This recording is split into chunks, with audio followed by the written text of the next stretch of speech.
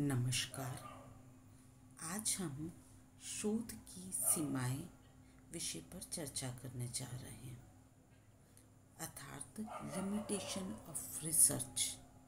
इसको देखेंगे हम और इसी पर हम डिस्कस करेंगे।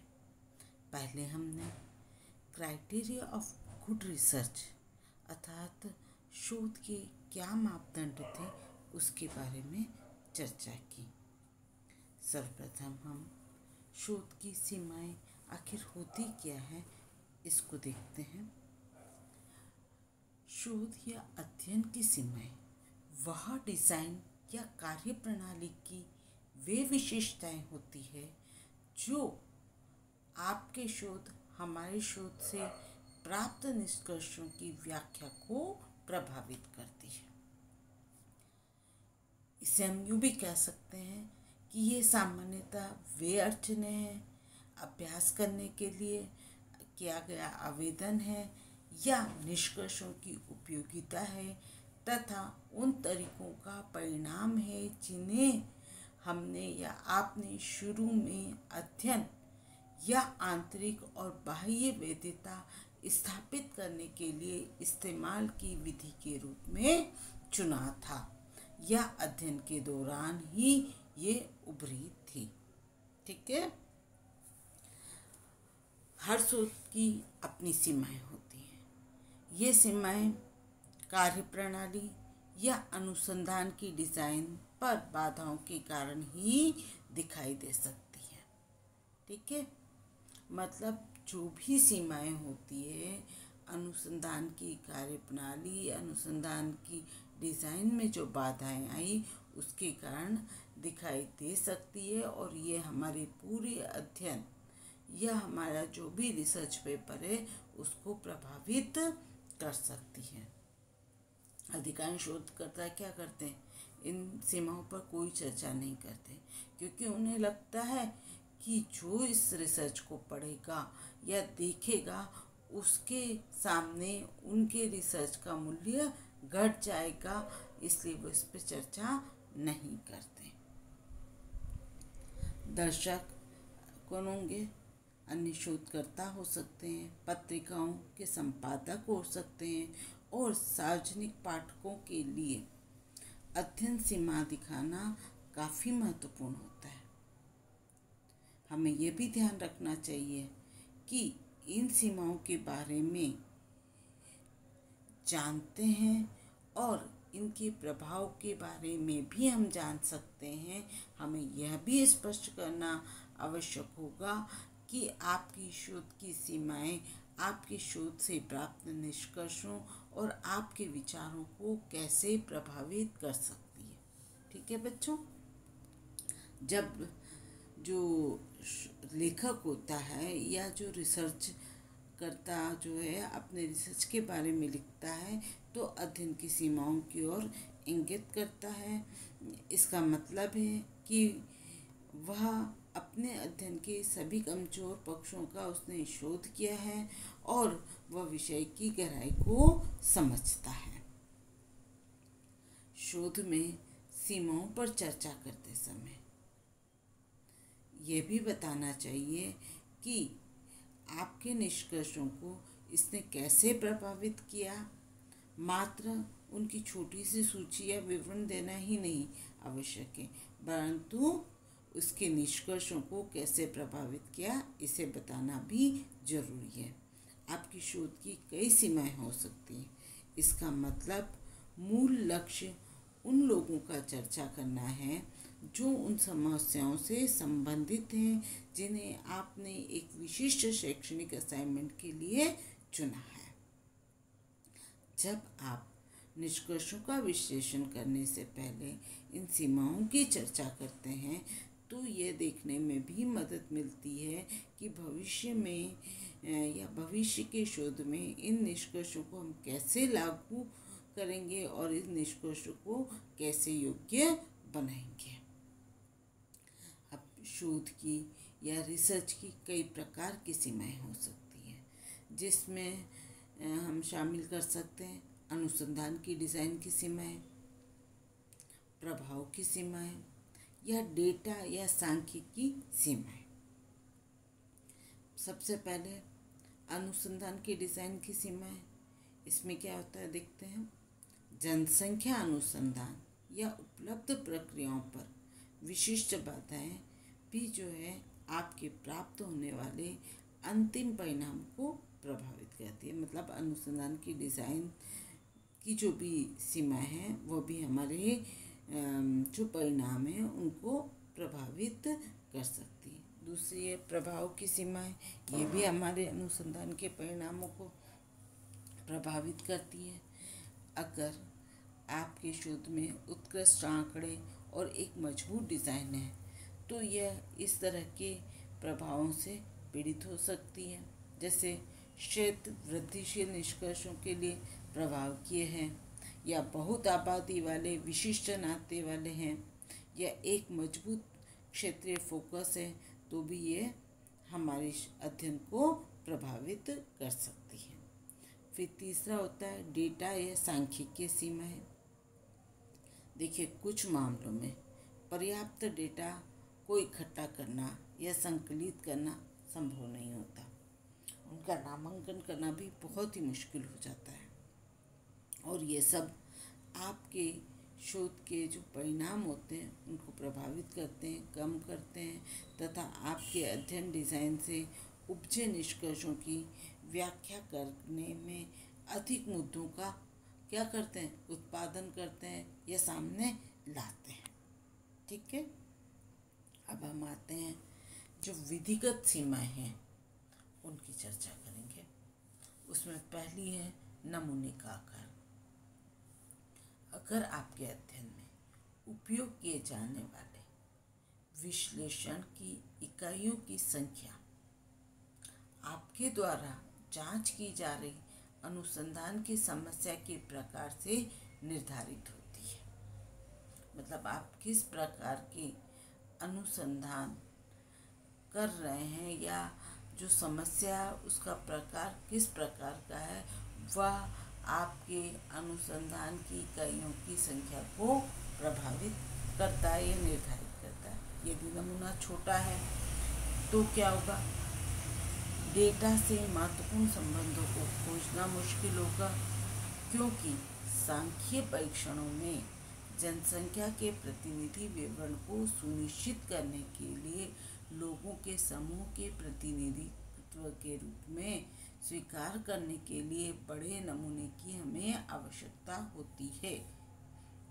जिससे क्या होगा, हमारे जो परिणाम हैं वह अधिक सामान्यीकृत हो जाएंगे या हम किसी और जगह उसको स्थानांतरित कर सकेंगे। शोध की समस्या को समझने के संदर्भ में नमूने का आकार आमतौर पर गुणात्मक अनुसंधान में कम महत्वपूर्ण होता है, परंतु मात्रात्मक अनुसंधान में अधिक महत्वपूर्ण होता है। कहने का तात्पर्य यह है कि नमूने का आकार आपकी चुनी हुई समस्या की प्रकृति पर निर्भर करता है।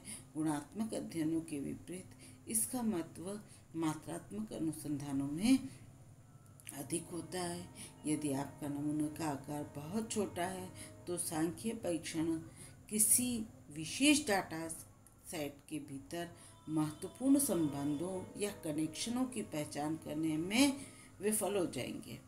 और समस्या को हल कैसे करें या इस समस्या को हम हल कैसे करें, इसके लिए हमें अन्य शोधकर्ता को अधिक सटीक परिणामों के साथ समाप्त करने के लिए एक बड़े नमूने के आकार पर एक ही अध्ययन को आधार बनाने की आवश्यकता होगी। दूसरा विधिगत समस्या जो है वह है उपलब्ध और विश्वसनीय डेटा का अभाव। अगर उपलब्ध और विश्वसनीय डेटा कम है तो क्या होगा, आप अपने विश्लेषण अपने नमूने के आकार को सीमित करने की आवश्यकता होगी, या एक प्रवृत्ति और एक सार्थक खोजने में एक महत्वपूर्ण बाधा भी हो सकती है। इसकी न केवल आपको व्याख्या करने की आवश्यकता होगी, बल्कि ये भी सुनिश्चित करने के लिए कि आपका डेटा गायब है या अविश्वसनीय है, क्योंकि ये कारण प्रदान करते हैं। मतलब ये निश्चित करते हैं कि आपके डेटा जो हैं वह कम है या कुछ डेटा गायब है। हालांकि इन्हें भविष्य के अनुसंधान की आवश्यकता या डेटा इकट्ठा करने के लिए अलग तरीके से तैयार की गई विधि का वर्णन करने के लिए उपयोग कर सकते हैं। तीसरी जो बाधा है, विषय पर पूर्व शोध अध्ययनों का अभाव। पूर्व में जो शोध किए गए हैं वह भी आपके साहित्य की समीक्षा का आधार बनता है और आपके द्वारा जांच की जा रही शोध समस्या को समझने के लिए उसमें एक नींव की तरह मदद करता है या नींव का पत्थर हो सकता है। आपके शोध विषय की मुद्रा या दायरे के आधार पर यदि आपके विषय पर कोई पूर्व में शोध हो या समस्या बहुत कम हो सकती है, मतलब अगर पूर्व में शोध है तो ये समस्या नहीं होगी या बहुत ही कम होगी। हालांकि ऐसे मामले में एक लाइब्रेरियन क्या कहता है कि बहुत कम या कोई पूर्व में शोध नहीं है तो आपको एक पूरी तरीके से नई अनुसंधान टाइपोलॉजी विकसित करना पड़ेगा और जैसे कि एक व्याख्यात्मक अनुसंधान की बजाय एक खोजकर्ता का उपयोग या खोजकर्ता के रूप में कार्य करना पड़ेगा नए सिरे से। फिर भी ये एक सीमा तक ही खोज साहित्य में एक अंतराल की पहचान करने और आगे के शोध की आवश्यकता का वर्णन करने के लिए एक महत्वपूर्ण अवसर के रूप में काम आ सकती है। ठीक है। फिर नेक्स्ट है डेटा एकत्र करने के लिए उपयोग में या उपयोग किए जाने वाले उपाय भी शोध समस्या के अंतर्गत आते हैं कि आपने कोई भी डेटा इकट्ठा करने के लिए कौन कौन से उपाय किए हैं।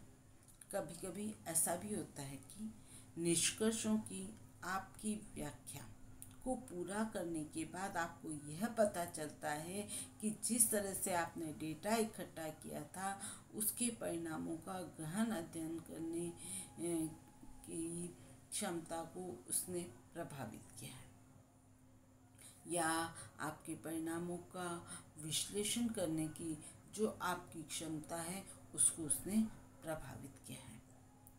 जैसे कि आप एक सर्वेक्षण में एक विशिष्ट प्रश्नों को जो कि अध्ययन के दौरान आपने उसको शामिल नहीं किया और फिर आप पछताते हैं कि पूर्वव्यापी में इस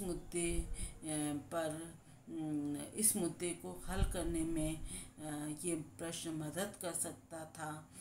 हम इस डेटा को इकट्ठा करने के लिए विशिष्ट विधि का संशोधन करने के लिए या भविष्य में शोध करने की आवश्यकता को बताते हुए हमारी इस कमी को हमें स्वीकार करना चाहिए। ठीक है।